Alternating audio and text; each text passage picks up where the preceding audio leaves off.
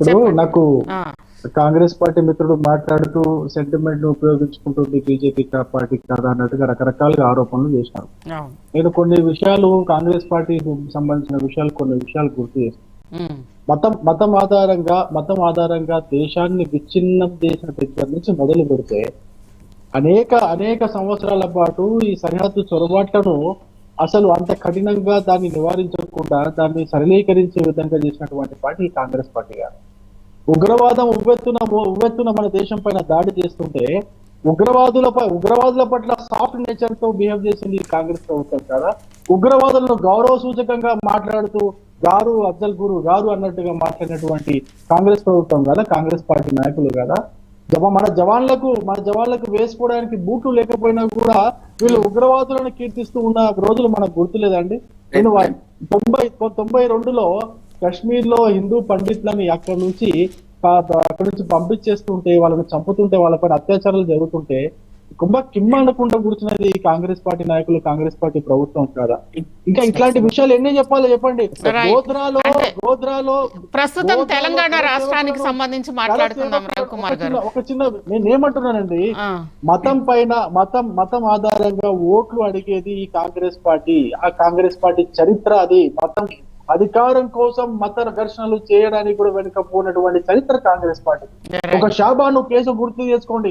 షాబాను కేసులో మహిళలకు అన్యాయం జరుగుతుంటే రాజీవ్ గాంధీ గారు సుప్రీంకోర్టు తీర్పును కూడా కాదని చెప్పేసి ఏ విధంగా చట్టం తీసుకొచ్చారు ఒకసారి అర్థం చేసుకోండి. ఇంతటి నీచమైనటువంటి రాజకీయం చేసేటువంటి ఈ కాంగ్రెస్ పార్టీ మాకు సెంటిమెంట్ గురించి మాకు చెబుతుందా? జూబ్లీహిల్స్ ఉప ఎన్నికల్లో కూడా ముఖ్యమంత్రి రేవంత్ రెడ్డి గారు చేసినటువంటి వ్యాఖ్యలు ఒకసారి చూడండి. కాంగ్రెస్ పార్టీ అంటే ముస్లింలు అంటే కాంగ్రెస్ పార్టీ ఈ విధంగా ముస్లింల ఓట్ల కోసం వీళ్ళు ఎంతకైనా దిగజారుతారనేది మనకి ఇప్పటికీ కూడా తెలుస్తున్న విషయమే కదా. ఎక్కడ జూబ్లీహిల్స్ ఉప ఎన్నికల్లో శ్మశాన వాటిక కోసము హిందువులు మెజారిటీగా ఉండేటువంటి అపార్ట్మెంట్ వెనకాల స్థలాన్ని అసలు హిందువులు అభ్యంతరం చెప్పినప్పటికీ కూడా వాళ్ళ కోసం ఆ స్థలాన్ని కేటాయిస్తా అని చెప్పేసి రవికుమార్ గారు దీని మీద మనం మళ్ళీ చర్చిద్దాం చివరిగా, ఎందుకంటే సమయాభావం వల్ల. చివరిగా అసలు ఎన్టీఆర్ విగ్రహానికి సంబంధించి ఈ రోజు సెంటిమెంట్లకు ముడిపెడుతూ ఆంధ్రప్రదేశ్ లో విగ్రహం పెడతారా, ఈవెన్ జయశంకర్ గారిది ఇలాంటి వస్తూ ఉన్న నేపథ్యంలో ఎస్ అక్కడ అడిగితే ఖచ్చితంగా పెడతామని స్వయంగా అక్కడ అంటున్నారు. అదే విధంగా ఈ రోజు రేవంత్ రెడ్డి గారు ఒక సూచన చేశారు. మీరు వెళ్ళి అడిగారా, మీ పార్టీ అక్కడ ఉంది కదా, అక్కడ కూడా విగ్రహం పెట్టాలి అని చెప్పి మీరు అడిగారా అని అన్నారు. ఎస్ దీనికి సంబంధించి ఎస్ చెప్పండి. ఇప్పుడు నేనేమంటున్నానండి, ఈ సెంటిమెంట్ రాజకీయాలు ఓట్ల కోసం రాజకీయాలు చేసేటువంటి కాంగ్రెస్ పార్టీ కావచ్చు, బీఆర్ఎస్ పార్టీ కావచ్చు. బీఆర్ఎస్ పార్టీ ఏం తక్కువేం తినలేదు. అవసరం వచ్చినప్పుడేమో ఆంధ్ర వాళ్ళని ఇష్టం వచ్చినట్టుగా తిట్టడం, అవసరం తీరిన తర్వాత అంటే వాళ్ళ తిట్ల పైన ఉద్యమాన్ని నడిపించారు. ఆంధ్ర వాళ్ళని తిట్టుకుంటూ ఉద్యమం నడిపించి అధికారంలోకి వచ్చారు. అధికారంలోకి వచ్చిన తర్వాత ఫక్తు రాజకీయ పార్టీగా మారిపోయి అదే తెలుగుదేశం పార్టీ, అదే ఆంధ్ర పార్టీ ఎమ్మెల్యేలను వాళ్ళ పార్టీలో కలుపుకొని వాళ్ళకి మంత్రి పదవులు కూడా ఇచ్చినటువంటి పార్టీ బీఆర్ఎస్ పార్టీ. అంటే ఈ రెండు పార్టీలను తెలంగాణ ఆంధ్ర ప్రజలు చూసినారు కదా. వాళ్ళ అనుభవం చాలా తెలంగాణ ప్రజలకు ఉన్నది కదా. నేనేమంటున్నా, నిజంగా మీరు ఖచ్చితంగా ఒక ఉద్యమ పార్టీ బీఆర్ఎస్ అనేది ఒక ఉద్యమ పార్టీ అనుకుంటే, లేదా కాంగ్రెస్ పార్టీ కేవలం పేదరిక నిర్మూలన కోసం వాళ్ళ యొక్క కోర్ యూఎస్పీ చూడండి. కాంగ్రెస్ పార్టీ యొక్క core USP unique selling point అదే పేదరిక నిర్మూలన. పేదల కోసం పనిచేస్తాం, ఎస్సీ ఎస్టీ బీసీల కోసం పనిచేస్తాం, మైనారిటీల కోసం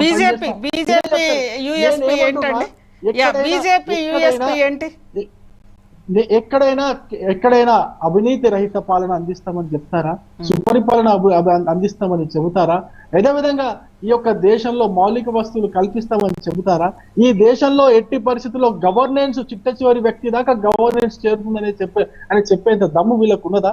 వీళ్ళ హయాంలో ఏ విధంగా జరిగేది? వీళ్ళ హయాంలో ₹1 కేంద్ర ప్రభుత్వం నుంచి పంపిస్తే కేవలం 20 పైసలు కూడా ఆ యొక్క లబ్ధిదారుడికి అందేది కాదని చెప్పేసి రాజీవ్ గాంధీ గారు వాపోయినటువంటి పరిస్థితి నుంచి ఇప్పుడు బీజేపీ పార్టీ వచ్చిన తర్వాత, అధికారంలోకి వచ్చిన తర్వాత ₹1 పంపిస్తే 100% ₹1 ఆ యొక్క పేద లబ్ధిదారుడికి అందే విధంగా చేసినటువంటి ఘనత బీజేపీ పార్టీది కదా. ఇదే మా సిద్ధాంతం కదా, ఇదే అంత్యోదయ సిద్ధాంతం కదా. ఈ అంత్యోదయ సిద్ధాంతంతో పనిచేస్తున్న పార్టీ భారతీయ జనతా పార్టీ కదండి. ఎక్కడైనా లీకేజీలు జరుగుతా ఉన్నాయా? ఎక్కడైనా అవినీతి జరుగుతా ఉందా? ఎక్కడైనా అడ్మినిస్ట్రేషన్ లో ఎక్కడైనా ఫెయిల్యూర్స్ ఉన్నాయా? Yeah, right. ఎక్కడైనా మీకు చూపించగలరా? ఇన్ని 12 సంవత్సరాల నుంచి ఒక్క మరకం కూడా లేకుండా చేస్తున్నటువంటి పార్టీ భారతీయ జనతా పార్టీ కాదండి. దేశంలో ఎక్కడ కూడా ఓట్ల కోసం తహతలాడే పరిస్థితి భారతీయ జనతా పార్టీలో ఉండదు. అభివృద్ధిని చూపించి ఓట్లు అడిగేటువంటి పరిస్థితి భారతీయ జనతా పార్టీ. ఓకే రవికుమార్ గారు, మల్లా యాదవ్ గారు ఒక చిన్న క్వశ్చన్ అండి లాస్ట్. మల్లా యాదవ్ గారు, ఇక్కడ ఎన్టీఆర్ విగ్రహం కాదు, అక్కడ ఒకవేళ ఆంధ్రప్రదేశ్ లో పెడతారా అని ప్రశ్నలు వస్తున్నాయి. దానికి సంబంధించి ముఖ్యమంత్రి గారు కూడా ప్రస్తావించారు. ఆంధ్రప్రదేశ్ లో మీరు ఎవరెవరు అనుకుంటున్నారో ఆ విగ్రహాలు పెట్టమని చెప్పి అక్కడ బీఆర్ఎస్ ఉంది కదా, ఎందుకు డిమాండ్ చేయలేదు అని అంటున్నారు. ఏంటి, ఏమంటారు? అంటే ఈ విగ్రహాల మీద రాజకీయాలు చేసే అవసరం మాకు లేదండి. అభిమానం మీద పెట్టుకుంటారు. ఒకవేళ పెడతామని చెప్పేసి ఎవరన్నా అంటే దానికి అభ్యంతరాలు వ్యక్తం చేస్తే డెఫినెట్ గా మేము కూడా దాని మీద పోరాటం చేసేటోళ్ళం. అటువంటి ప్రస్తావన రాజకీయాల కోసమో, ఓటు బ్యాంక్ రాజకీయాల కోసమో విగ్రహాలు వేస్తామని చెప్పేసి తెలంగాణ వాళ్ళు పోయి ఆంధ్రలో అడగలేదు. ఆ పరిస్థితి ఉత్పన్నం కాలేదు. ఈ రోజు ఇక్కడ మామూలుగా పెడుతున్న దాని మీద మాకు రామారావు గారు లాంటి దాని మీద ఎటువంటి అంటే రెండో అభిప్రాయం లేదు. ఈ రోజు మీరు ట్యాంక్ బండ్ మీద చూసుకుంటే ఎంతో మంది ఆంధ్ర నాయకులు ఉన్నాయి. మేమేం అభ్యంతరం చేయలేదు, వాటిని తీసేయట్లేదు. ఈ హైదరాబాద్ చుట్టుముట్టు, హైదరాబాద్ నడిబొట్టును కూడా ఆంధ్రాకు సంబంధించిన నాయకుల విగ్రహాలు ఉన్నాయి. మేమేం అభ్యంతరం పెట్టట్లేదు, మేమేం తీసేయలేదు. ప్రభుత్వంలో ఉన్నప్పుడు తీసేయమని చెప్పి అప్పుడు అడగలేదు. 9.5 సంవత్సరాల కాలంలో ఆంధ్ర నాయకులు ఎంతో మంది విగ్రహాలు వేసిరు. మేమెప్పుడు పర్మిషన్ ఇవ్వకుండా లేము, అభ్యంతరం పెట్టలేదు. మాకు విగ్రహాలతో రాజకీయం కాదు, కానీ విగ్రహాలను అడ్డం పెట్టుకొని రాజకీయం చేసే నాయకుల గురించి మేము అభ్యంతరం. రైట్, థ్యాంక్ యూ మల్లా యాదవ్ గారు, అదేవిధంగా కౌశిక్ చరణ్ గారు, వారితో పాటు రవికుమార్ గారు మహా డిబేట్ లో పాల్గొన్నందుకు. మొత్తం మీద ఈరోజు విగ్రహాలు లేదంటే ఆంధ్రప్రదేశ్ రాజకీయాలకు సంబంధించి ఇక్కడ వచ్చిన విశ్లేషణల ఆధారంగా రేగుతున్న తెలంగాణ సెంటిమెంట్కు సంబంధించి ముఖ్యంగా విగ్రహాల మీద వీటి మీద అడ్డు పెట్టుకొని రాజకీయాలు చేసే కల్చర్ మాది లేదు అని చెప్పి బీఆర్ఎస్ అంటోంది. ఒకవేళ నిజంగానే లేకపోతే అది సంతోషమే. దాంతోపాటు ఈరోజు రేవంత్ రెడ్డి గారి సవాళ్ళకు కూడా మేము సిద్ధము అని అనేది అటు బీఆర్ఎస్ నాయకులు అంటున్నారు. ఇటు ముఖ్యంగా గతంలో అంటే బీఆర్ఎస్ సర్కార్లోనే ఈ ఒప్పందాలు తీసుకొచ్చారు, దానికి సంబంధించి రుజువులు మేము తీసుకొస్తున్నామని అనేది కాంగ్రెస్ అంటోంది. ఇది ఈరోజు మహా డిబేట్.